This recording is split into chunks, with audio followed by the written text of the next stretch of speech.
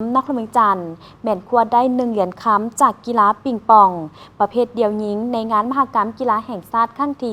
12ส่วนเหรียญเงินแม่นแขวงสวรรณเขตเหรียญทองแดงแม่นจำปาสักและสวรรณเขต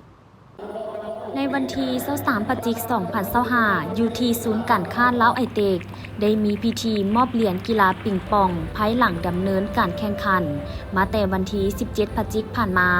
โดยการเข้าร่วมของท่านอาสพังทองศรีพันดรประธานคณะกรรมการปกครองนครเมืองจันทร์ทั้งเป็นประธานคณะกรรมการจัดงานมหกรรมกีฬาแห่งชาติครั้งที่12มีรองประธานคณะกรรมการปกครองแขวงสวรรณเขตประธานสหพันธ์กีฬาปิงปองแห่งชาติลาวหัวหน้าแผนกศึกษาธิการและกีฬานครเมืองจันทร์ประธานคณะกรรมการปกครองเมืองไซธานีพร้อมด้วยภาคส่วนที่เกี่ยวข้องเข้าร่วมสำหรับการแข่งขันกีฬาปิงปองได้แข่งขันทั้งหมด7รายการคือ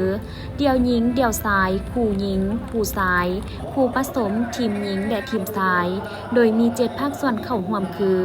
นครเมืองจันทร์อุดมไซจำปาสักคำมวนเซกงหลวงพระบางและแขวงสวรรณเขตผ่านการแข่งขันประเภทเดี่ยวหญิงเหรียญคำแมนนครเมืองจันทร์เหรียญเงินแมนแขวงสวรรณเขตเหรียญทองแดงแมนจำปาสักและสวรรณเขตประเภทเดี่ยวซ้ายเหรียญคำสวรรณเขตเหรียญเงินแมนสวรรณเขตเหรียญทองแดงแมนจำปาสักและสวรรณเขตประเภทคู่หญิงเหรียญคำแมนจำปาสักเหรียญเงินนครเมืองจันทร์เหรียญทองแดงขมวนและสวรรณเขตคู่ผสมเหรียญคำสวรรณเขตเหรียญเงินจำปาสักเหรียญทองอุดมไซและจำปาสักประเภททีมหญิงเหรียญคำจำปาสักเหรียญเงินสวรรณเขตเหรียญทองแดงขมวนและนครเมืองจันทร์ส่วนประเภททีมซ้ายเหรียญคำสวรรณเขตเหรียญเงินนครเมืองจันทร์เหรียญทองแดงแมนจำปาสักและแขวงอุดมไซ